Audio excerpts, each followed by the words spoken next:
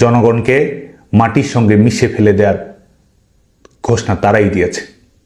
তারই প্রেক্ষিতে উস্কানিমূলক পরিবেশ তৈরি করে দখলদার সরকারের পেটোয়া বাহিনী এবং বেসরকারি সন্ত্রাসী গোষ্ঠীকে লেলিয়ে দিয়েছে গোপালগঞ্জের মানুষের বুকে। উস্কানিমূলকভাবেই তারা এই পরিস্থিতির সূচনা করেছে।